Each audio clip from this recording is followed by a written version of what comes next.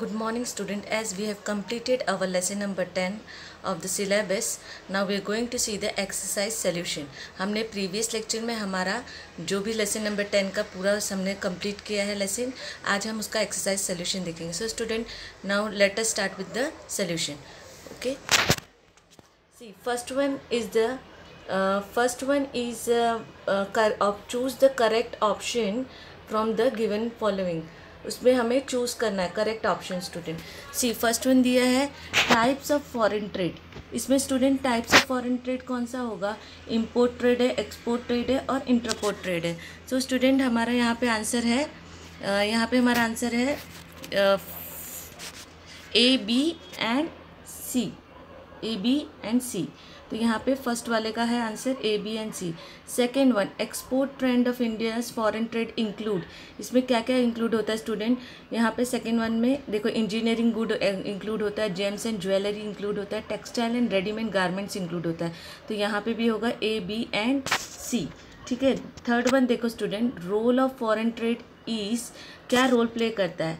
तो उसमें देखो to earn foreign exchange, to encourage investment, lead to division of labor, bring changes in composition. ये नहीं आएगा तो इसका भी आंसर होगा A B and C. Okay. Now question number 2, identify and explain the concept from the given illustration. यहाँ पे identify करना और फिर एक उसका वो देना है, इलस्ट्रेशन देना है.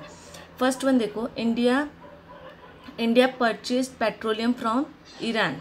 यहाँ पे इंडिया परचेस कर रहा है पेट्रोलियम. जब परचेस होता है तो हम क्या बोलते हैं इसको? Import trade. तो स्टूडेंट ये इंपोर्ट ट्रेड है. इसका एक्सप्लेनेशन पेज नंबर देखो यहाँ पे पेज नंबर 93. पेज नंबर 93 पे देखो स्टूडेंट, यहाँ पे देखो दिया है इंपोर्ट ट्रेड. तो यहाँ पे हमें लिखना है import trade refers to purchase of goods and service by one country from another country. ये इसका वो आंसर लिखने के बाद इम्पोर्ट ट्रेड, उसके बाद ये लिखना है स्टूडेंट इलस्ट्रेशन में. ओके. अब हम देखेंगे सेकेंड वन क्या है स्टूडेंट? इसमें second Maharashtra purchase wheat from Punjab. Wheat from Punjab है मतलब स्टेट में ही हो रहा है. तो ये क्या होगा? Internal trade. यहाँ पे आंसर आएगा इंटरनल ट्रेड. अब उसका वो हम कैसे देखेंगे? इंटरनल ट्रेड का page number 93. Again we have to go to page number 93. यहाँ पे देखो स्टूडेंट दिया है इंटरनल ट्रेड. तो ये हमें buying and selling of goods and service within the boundaries of nation are refer to as internal trade. Internal trade लिखने के बाद ये लिखना है एक्सप्लेनेशन. ओके. थर्ड वन देखो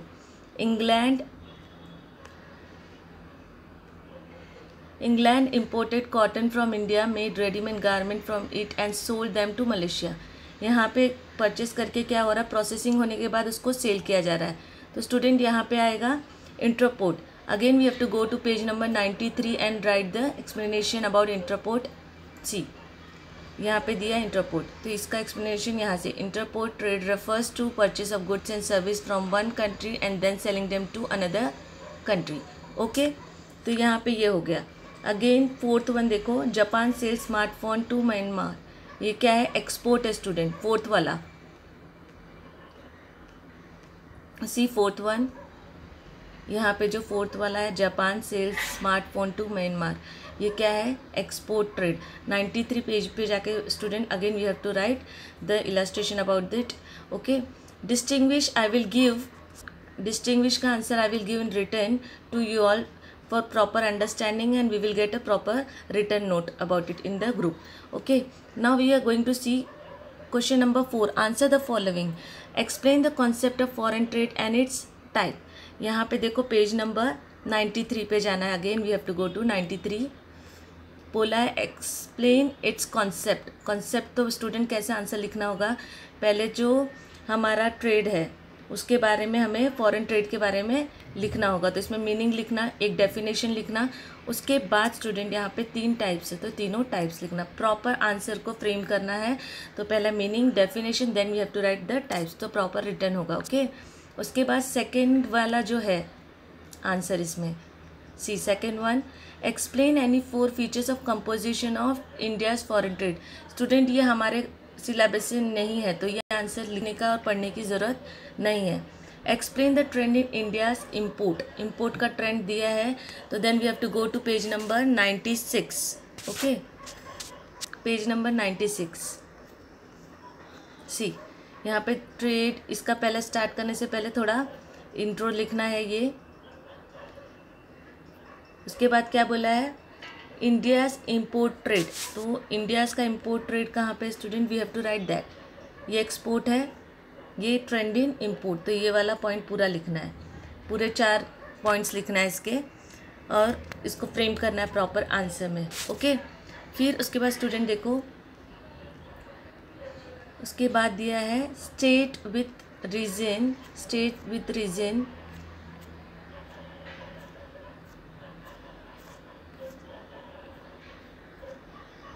state with reason whether you agree और disagree with the following statement. यहाँ पे देखो student, during British rule indigenous handicraft suffered a severe blow. जब ब्रिटिश रूल वो हुआ था, तो जो उन लोग ने क्या किया था, रॉ मटेरियल का हमारा गुड्स जो एक्सपोर्ट इंपोर्ट में यूज़ करते थे, तो यहाँ पे जो ये थे हैंडीक्राफ्ट थे गाँव के, उनको सीवियर ब्लो था। तो ये इसका आंसर है yes I agree with the above statement. Yes I agree पहले लिखना है आपको, येस आंसर है इसका। उसके बाद स्टूडेंट पेज नंबर 93 पे जाना है हमको, पेज नंबर 93।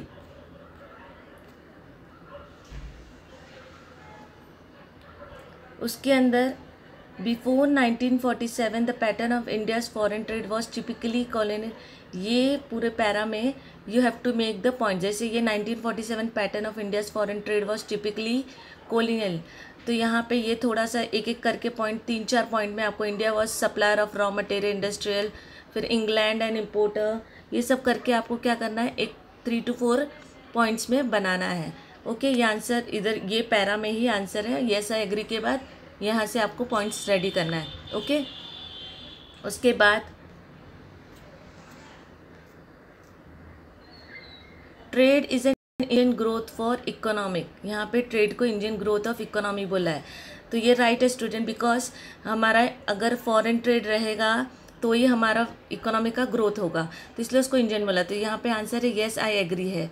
उसके बाद page number 93 again we have to go 93। तो यहाँ पे स्टूडेंट देखो, यहाँ पे बोला है Indian trade is an Indian, यहाँ पे देखो इसको दिया है,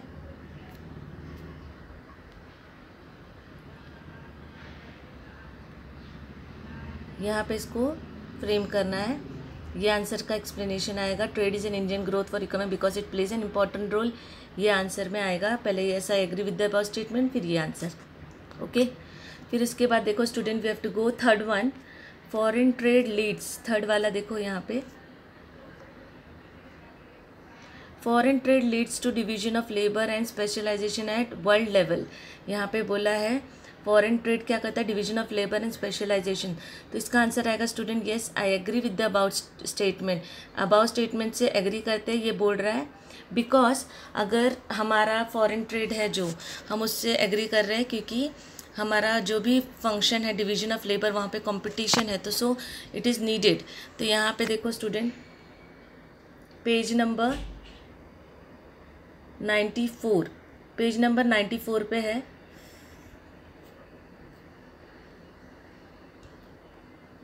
ये देखो ये point, division of labour and foreign trade leads to division of labour and specialisation of world level. Some countries have abundant natural resources, they should export raw material, import finish good.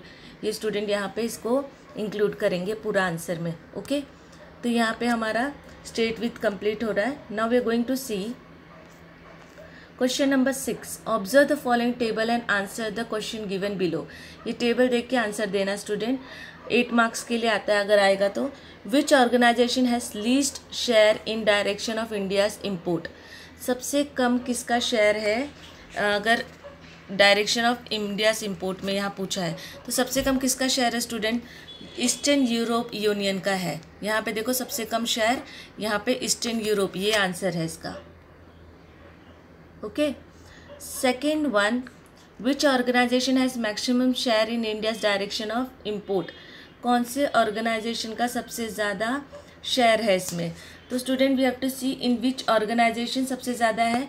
तो यहाँ पे देखो OECD का सबसे ज़्यादा share है। Okay, तो यहाँ पे सेकेंड आंसर ये है। Third one, expand the abbreviation of OECD and OPEC। OECD का फुल फॉर्म है स्टूडेंट द ऑर्गेनाइजेशन ऑफ, देखो यहाँ पे O डिनोट करता है the organisation of economic cooperation and development, the organisation of economic cooperation and development. Okay, second वाला student है organisation of petroleum exporting countries, organisation of petroleum exporting countries. दोनों abbreviation का सुन लो student, organisation of economic cooperation and development, organisation of petroleum export. ठीक है, state your opinion जो student fourth वाला है, regarding the direction of India's import, जो हमारा इंडिया का इम्पोर्ट है उसके रिलेटेड ये लिखना है। इसमें थोड़ा जो पॉइंट्स है स्टूडेंट वो बहुत क्लैरिफाई इसमें नहीं मिलेगा, तो मैं आपको वो रिटर्न जब डिस्टिंग्विश दूंगी तो उसमें दूंगी। फिफ्थ वाला, how much is the percentage of increase in the import of the developing nation 15 and 16, कितने उससे परसेंटेज से इंक्रीज़ हो रहा है। 1991 और 2015 में स्टूडेंट इसका इंक्रीज़ हो रहा है 24.6% से हो रहा है। ओके, यहाँ पे देखो टेबल में 24.6 आंसर आएगा। अंडरस्टैंडिंग 1991 से 2015 में कुछ something 24.6%। Okay, now we are going to see student answer in detail, explain the meaning and role of foreign trade। Meaning बोला है, रोल बोला है स्टूडेंट, तो कभी भी ये आंसर लिखने के लिए हमें क्या चाहिए, प्रॉपर वो चाहिए ताकि आंसर प्रॉपर रहे हमारा। Explain the meaning and role of foreign trade बोला है, तो पेज नंबर 93 पे जाना है। 93 पे पेज नंबर पे जाना है हमको। देखो रोल पहला बोला है, तो कभी भी हमें प्रॉपर आंसर तो मीनिंग लिखना है, डेफिनेशन, फिर रोल ऑफ फॉरेन ट्रेड में हमें स्टार्ट करना है, उसमें क्या क्या रोल है। पहले तो लिखना है trade is an engine of growth of economic, ऐसा सब करके थोड़ा एक्सप्लेनेशन लिखना है रिलेटेड टू रोल। फिर उसके बाद में टू अर्न फॉरेन ट्रेड, उसके बाद स्टूडेंट यहाँ पे एनकरेज इन्वेस्टमेंट, फिर उसके बाद में डिवीजन ऑफ लेबर, उसके बाद ऑप्टिमम एलोकेशन ऑफ रिसोर्सेज। इसमें थोड़े थोड़े एग्जाम्पल्स भी ऐड करेंगे स्टूडेंट, हमारा quality of answer will be very good. Stability in price level, availability of multiple choice, bring reputation and help earn goodwill. ये सब पॉइंट्स हमें अच्छे से प्रॉपरली लिखना रहेगा, क्योंकि ये डिटेल आंसर है।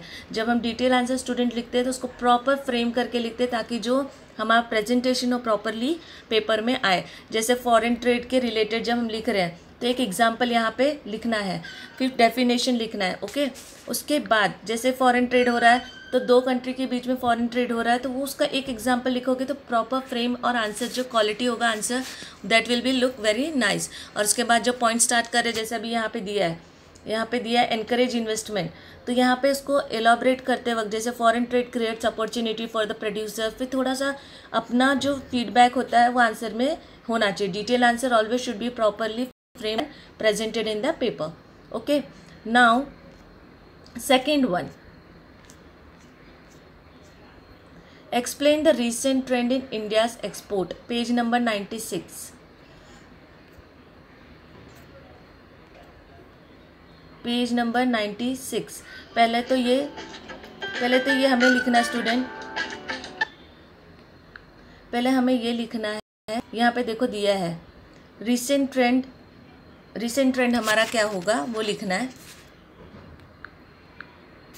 जो हमारा रिसेंट ट्रेंड है वो दिखना है, trend in foreign trade since 2001। तो यहाँ पे पहले ट्रेंड को ये थोड़ा सा लिखना रहेगा हमें स्टार्टिंग। उसके बाद स्टूडेंट यहाँ पे जो ट्रेंड इन इंडियाज़ एक्सपोर्ट, तो ये पॉइंट्स को लिखना है, स्टार्ट करना है हमें। जैसे इंजीनियरिंग गुड्स, उसके बाद इंजीनियरिंग गुड्स हुआ जैसे हमारा, फिर जैसे पेट्रोलियम प्रोडक्ट, फिर केमिकल एंड केमिकल प्रोडक्ट्स, ये सब हमें लिखना स्टार्ट करना है। James and jewellery, textile and readymade garments, ये सब लिख के हमें प्रॉपरली आंसर फ्रेम करना है student. So here we complete the exercise solution. Distinguish और जो हमारा एक आंसर का वो है वो हम देंगे बाद में करेंगे, बाकी पूरा टॉपिक कंप्लीट हुआ student. Today we have completed the syllabus of our academic year. हमारा 10th लेसन तक पूरा सिलेबस कंप्लीट हो चुका है। इसके बाद अब हम स्टार्ट करेंगे revision related to the topics. अब रिवीजन कैसे होगा हमारा, जब भी हम स्टार्ट करेंगे पूरे टॉपिक से तो हमारा 1 by 1 एक एक टॉपिक हम स्टार्ट करके उसका पूरा रिवीजन करेंगे, और उसमें कुछ भी ये टॉपिक के रिलेटेड या एक्सरसाइज के रिलेटेड कोई भी डाउट है student, so you can ask me that. Thank you for the today's lecture student. अभी जो रिवीजन होगा उसके अंदर जो हमारा जो भी पॉइंट्स जो नहीं समझा होगा लेसन का, वो भी हम उसके अंदर फीडबैक में मुझे सेंड करो, मैं आपको बताऊंगी, और वापस एक रिवाइज करेंगे सारे टॉपिक्स हम। और thank you for the today's lecture student.